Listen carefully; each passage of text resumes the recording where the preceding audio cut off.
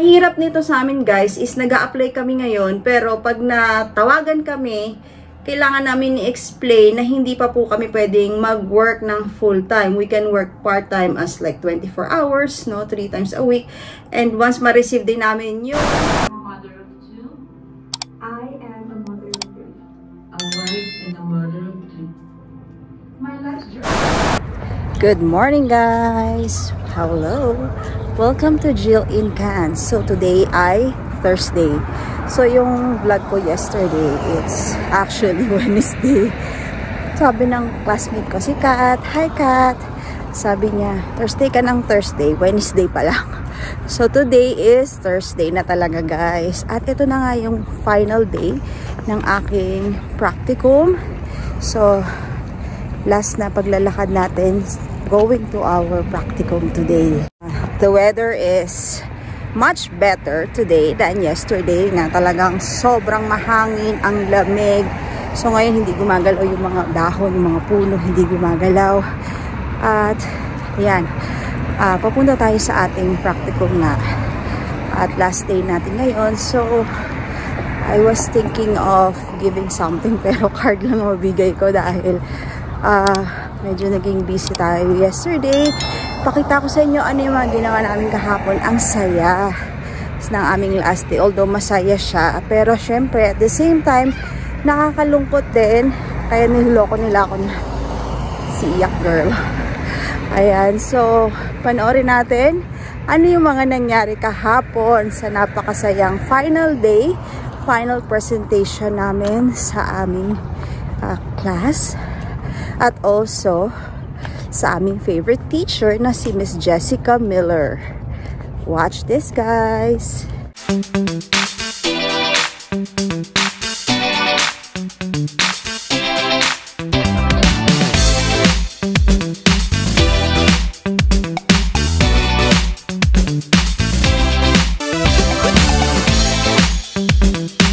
Last day ng practicum ko ngayon. Tapos eto, ayan, makikisabay ako kay Laces and kay Mikmik. Yeah.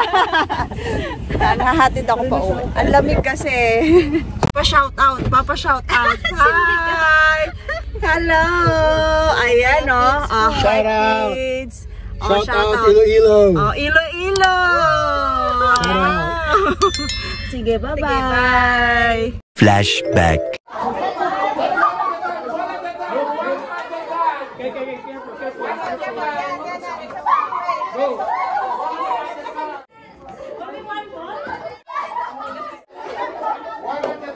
You can extend that side because of the other group a little bit. Yes.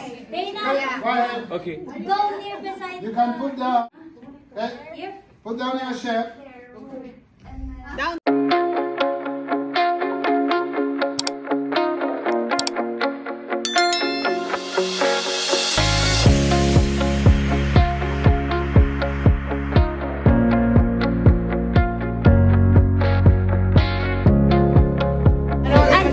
Yeah, so the other one is the Wala na yung manage ng mga judges. Ng mga judging. Is this vegetable? I think someone said this is vegetable. Was this vegetable? Which one did Maria taste? This is this is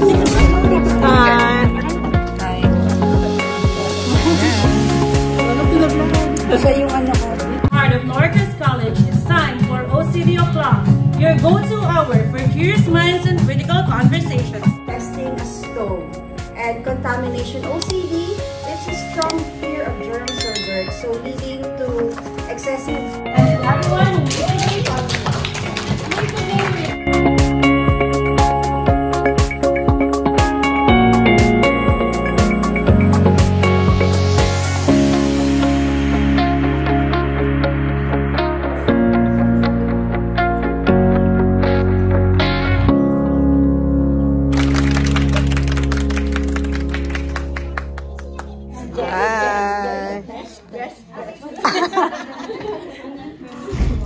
Okay, let's have a row down here. Now, don't expect me to get up quickly, please. Kids, halika na! Halika na!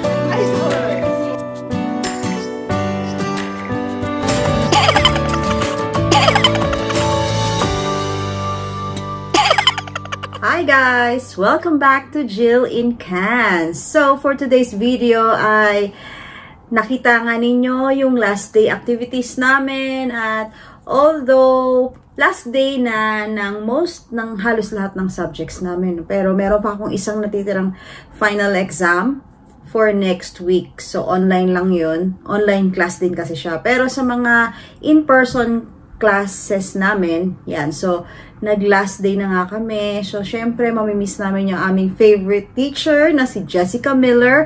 At thank you very much kay Amy San Felix sa Tagalog, sa Filipino, sa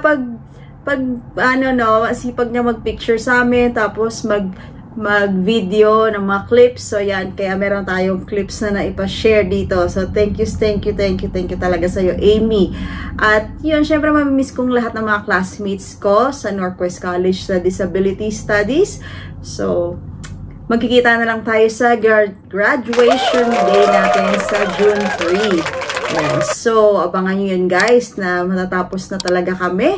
At kailangan naming mag-move forward. At ito nga ay seryoso na ang ating paghahanap ng trabaho. Especially kung tayo ay may partner, may spouse na kasama, yung mga ating OWP, kailangan natin maghanap ng full-time. So, nagtatanong pa rin yung iba, talaga bang kailangan ng full-time job para sa PGWP? So, ang sagot dyan ay yes at pwede ring no. So, yes, dahil po kung gusto nyo na ma-approve ang ating OWP, kailangan po ay maghanap tayo ng work na full-time na under the tier 0, 1 and tier 2 or 3 under selected jobs ng IRCC. So, na-share ko na yan sa aking previous vlog na kung ano yung mga jobs na yon. And if meron mga updates, I will let you know. At kung nakita nyo rin, please comment down below. So, ayan. At no, kung pwede kayong mag-apply na kayo muna. Kung ayaw nyo silang isabay sa application nyo, sabi nila na kapag nauna kayong mag-apply, ay most likely, mas madali kayong ma-approve. Yan. So, in some cases nga lang, we don't know kung kailan, kung wala kayong full-time job, pwede nyo pa rin mag-apply na may part-time. Pero, hindi nyo kasama sa application yung inyong husband. So, once na-approve na kayo, and then, that's the time na pwede nyo na siyang i-apply. Yeah, so, hindi ko masyado alam yung pinaka-details nun, but that is the flow. So, hindi ko rin alam na kung i-apply mo na ba siya ay kailangan mo nang magkaroon ng full-time job or part-time is okay. So, dahil hindi ko talaga tina-target yung ganun, since mas gusto ko na sabay-sabay kaming mag-apply para kung approval or hindi, so alam agad natin. And mas madali rin tayo makaka-proceed sa ating pathway kung saan man yun. No? So, para wala tayong downtime, tuloy-tuloy yung ating yung flow dito. Kasi syempre, PGWP, if we are granted, no, so it's only for 3 years. So, sometimes, parang mahaba na yung 3 years na yan. Pero, 3 years is baka maging masyado din siyang mabilis na hindi natin napapansin kung sa tingin natin na we want to muna mag-vacation, magpahinga muna tayo, ganyan. So, hindi natin alam, and also with all the restrictions going on and coming every now and then, so it's better na i-grab natin yung kaya nating i-grab, gawin natin yung pwede natin gawin ng mas mabilis. Yan. So, dahil nga hindi natin alam ang weather dito sa immigration ng Canada. So, dahil nga dyan, ay nag-a-apply ako, guys. Dahil nga nagkaroon ako ng free time, dahil nabawasan ako ng isang work. At nababawasan na rin natin mga loads sa school. Kaya, nagkakaroon ako ng mga time na mag-apply. At sa aking mga na-applyan, may isa lang nag-reply. May isa lang na nag-reply, guys. So, yung nag-reply siya ay sa email pa lang. So, sabi niyang ganon, nag-i-invite for interview. May sumagot siya last April 8. Sabi niya, thank you for your interest in joining our team and I'm pleased to inform you that we would like to invite you for a virtual interview for the position you're applying and your application has impressed us. Wow. And we believe you could be valuable addition to this team. So we are, so in-explain niya na yung klase nung program nila, and the initial interview will take place virtually. And then yan. Tapos, sinabi ko na, nag-reply ako about my availability for interview. At syempre, nireplyan ko agad yun kasi nag-iisa lang to. May nakaisang nakapansin sa akin. So, during that conversation namin sa chat, para sa availability ng aking interview, tinanong na din niya dito, sa chat pa lang, I'm hoping to confirm your interview this week. So, kasi parang busy ako sa school, so instead na itong week, ay nagsabi ako ng the following week pa. Pero, but gusto niya mas earlier the better. So, nagsabi na ako ng pinaka-closest available, at dinagdag niya sa question niya, can you also confirm if you are currently working and when would you potentially be able to start? So, yung tanong na yon, I think nag-spark ng something, no? Kasi, so, nung sinabi ko na, okay, I'm available at this day for the interview, and sinabi ko din na currently, I am an international student under limited hours to work. So, until I submit my completion letter to IRCC, then I can start by that time. So, nagsabi ka ako na medyo later yung month na sinabi ko, which is April pa lang, May, tapos June. So, ang tagal. Ang tagal. So, medyo parang mali yata yung nasabi ko. Masyadong matagal. Parang masyado kong gusto kong magpahinga. Pero dapat, sabi ko nga, wala tayong downtime. So, ang nangyari ay, inaantay ko yung reply niya. Tapos sabi niya, yun nga, sad to say, no, ito nga sabi niya, we cannot continue at this time due to your limited availability. When things change, please reach out to see if we have an opening at that time. Oh! Yan. So, ayun guys, so nawala yung yung school na to. And then sabi ng boss ko sa work, no, sabi niya, sabihin mo sa na pwede ka namang mag-start muna ng part-time, but I think hinahanap talaga na is full-time and immediate. And the thing with the immigration is, pag natanggap mo yung completion letter from your school, kailangan mag-stop ng work until you submit that completion letter together with the other requirements. I-submit mo sa IRCC, and then that's the time na pwede ka na ulit mag-resume ng work, at yung work na to ay full-time hours. So, mahirap explain kasi lang to, nasa chat lang kami, or I mean nasa email, at ayun, so hindi niya na agad na-entertain yung aking sitwasyon. Ayun guys. So, sayang pa naman kasi within this area lang yon, Edmonton location. Kahit medyo malayo siya, basta within Edmonton ay okay lang sa akin para hindi kami kailangang lumipat ng bahay.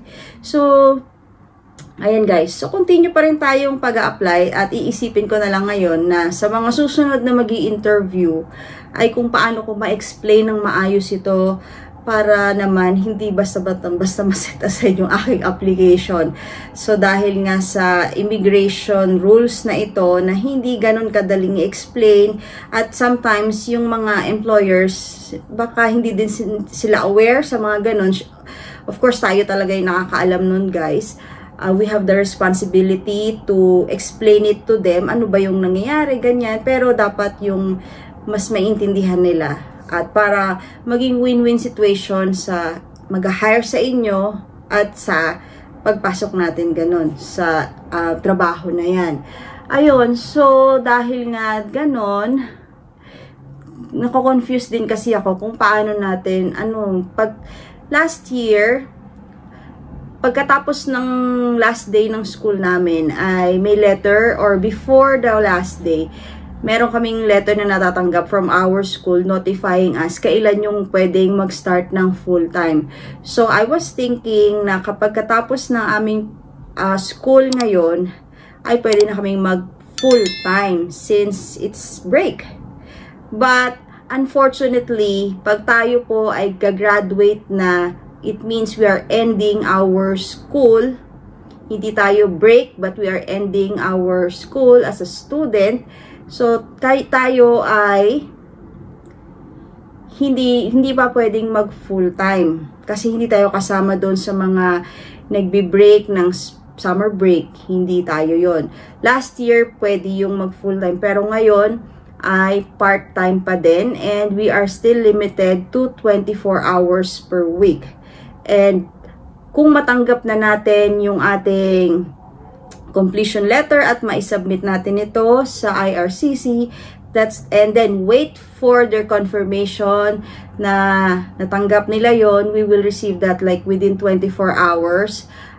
We can proceed to do full-time job. So kung meron na tayo, we can proceed with a full-time job. And we are on an implied status. So, kahit yung paper na yun it will suffice for as a legal document to present natin sa ating mga employers, sa schools ng mga anak natin, para maka-enroll sila for the next school year. So, yan din pala isa naming concern is yung dalawa naming anak, or actually yung isa lang kasi lilipat siya ng school dahil from junior high school, magsi-senior high school na siya, lilipat na siya ng school. The new school is not allowing her enrollment for now dahil kailangan nila ng certifying that meron pang permit. Which kami guys, ang permit namin ay mag-e-end this July 2025. Ang school will start in September 2025. So, kaya nga naman, kung June yung matatapos yung school nila, by July, expired na yung permit nila. So, ibig sabihin, kung walang makikita yung school, ay hindi sila pwedeng i-enroll. So, hindi sila pre-enroll, but my other kids ay natanggap naman sila sa lilipatan nilang school. Kaya, buti naman yun, except for one na sumabit pa. Ayun. Pero hopefully, when we get the implied status, ay makaka-enroll na din sila. Yung isa lang.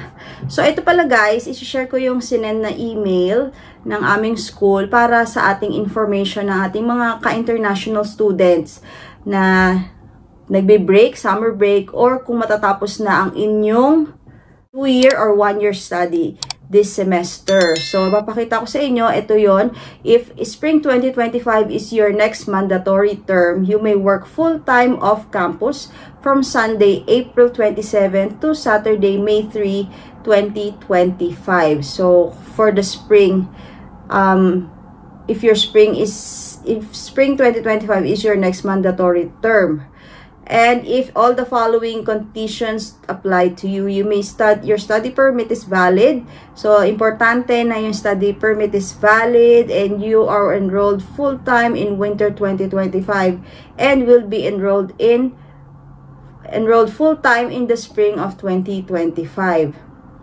So, ito yung ibang details niyan. And if spring-summer 2025 is your scheduled break, and fall 2025 will be your next mandatory term. So, ito yung last year na nangyari sa amin. In that email, we advise students having an official spring-summer scheduled break that they may work for unlimited number of hours on and off, or off on campus from April 27, 2025 to August 30, 2025.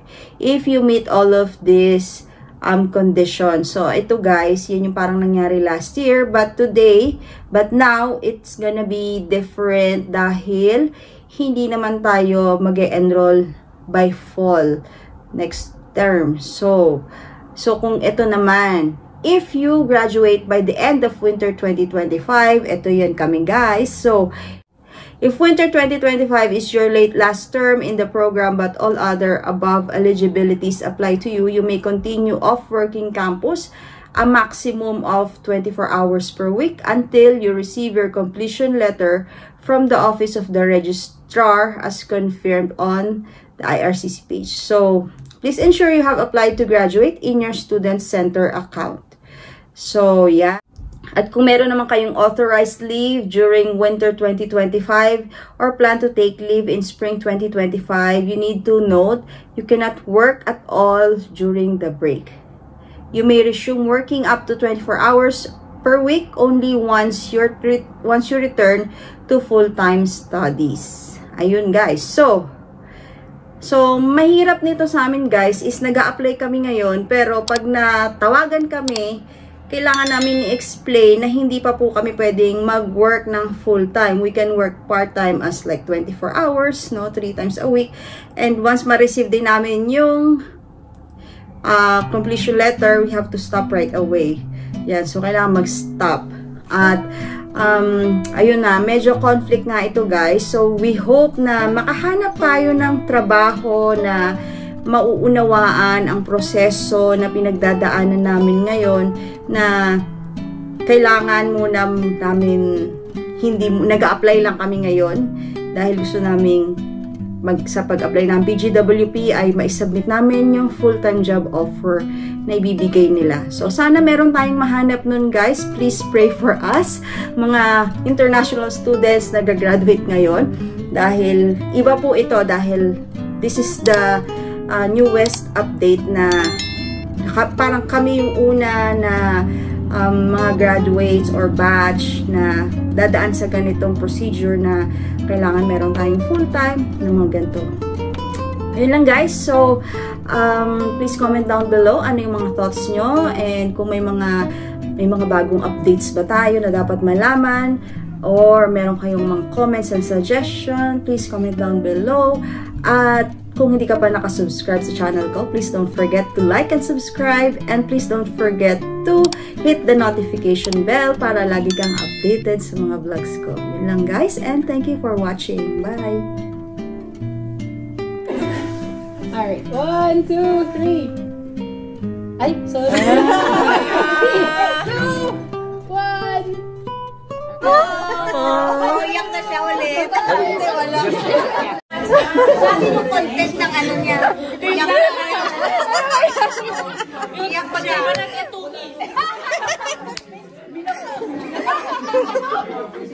Kaiyakin?